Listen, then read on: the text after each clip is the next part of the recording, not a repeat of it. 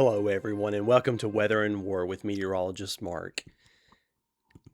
As we celebrate the Independence Day, millions of Americans will enjoy fireworks, backyard cookouts, and time with family. But today I want to ask a question that most history books never ask. Did weather help create the United States? It sounds like a strange question, but during the Revolutionary War, there were several moments when snow, fog, and even a hurricane may have changed the course of American history.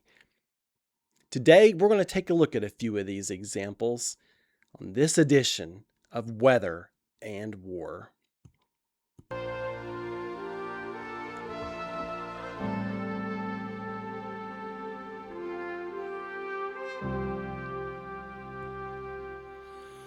Our first stop is Christmas night, 1776. The American Revolution wasn't going well. General George Washington had suffered several defeats, morale was low, and many soldiers planned to go home when their enlistments expired. Washington knew he had to do something bold. His plan was to cross the icy Delaware River in the middle of the night and surprise the Hessian soldiers stationed at Trenton. The weather, however, was terrible. Now, keep in mind, these Hessian soldiers, these are German soldiers that had been hired by the British military to help fight the colonists. But again, weather's going to have a say. Snow fell through much of the night, mixed with sleet and freezing rain. What a terrible forecast. Strong winds whipped across the river while large chunks of floating ice crashed into the boats carrying Washington's army. Now imagine trying to row a heavy wooden boat through an icy river while wearing soaking wet wool clothing. Many of the soldiers didn't even own boots. Some wrapped rags around their feet, and eyewitnesses reported bloody footprints left in the snow during the march to Trenton. Now, as a meteorologist, I can't help but think about the wind chill factor. We talk about it often in the wintertime. And even though that term didn't exist in 1776, those soldiers were experiencing it firsthand. Wet clothing, strong winds, oh my goodness, would have made the cold even more dangerous. Now, you see that wind chill factor? That's when the wind whips the heat away from your body, really inhibiting our ability to warm ourselves.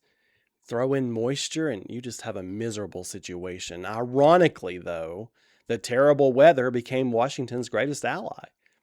The Hessians believed no army would ever attack during such a miserable storm. They were wrong. Washington's surprise victory at Trenton revived hope for the American cause and proved the revolution wasn't over yet. Sometimes the weather doesn't stop a battle. Sometimes it helps win one. Now let's go back a few months to August of 1776. After the Battle of Long Island, Washington's army found itself trapped against the East River. The British had every reason to believe the Continental Army was finished. Under the cover of darkness, American soldiers quietly began crossing the river in small boats. The problem? Morning was coming.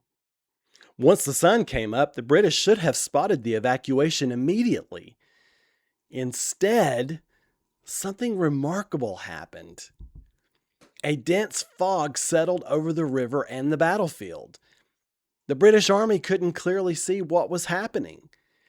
By the time the fog lifted, Washington's army had escaped. Now, many historians have wondered, and rightly so, what would have happened had that fog never formed? Without the Continental Army, the revolution itself might have ended only weeks after the Declaration of Independence. From a weather perspective, the conditions were ideal for dense fog to develop. Moist air over the river, light winds, and overnight cooling combined to create a natural curtain that hid an entire army. Sometimes only a few hundred yards of visibility or less can change history. Our final stop is Yorktown, 1781. By this point, British General Cornwallis had moved his army to Yorktown, Virginia, where he expected support and, if necessary, evacuation by the powerful British Navy. But Mother Nature had other plans.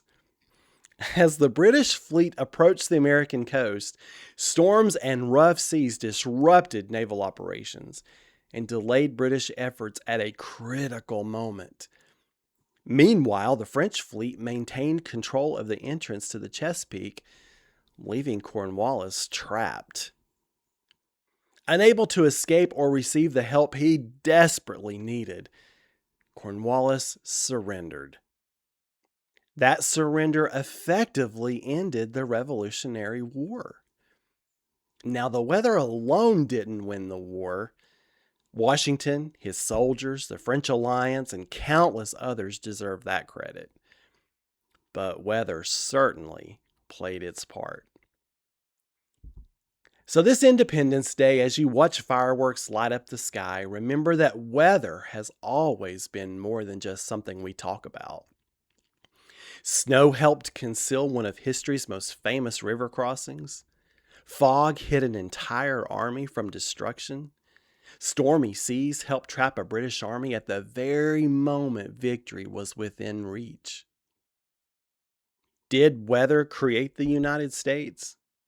Maybe not by itself, but history suggests it certainly helped shape the path to American independence.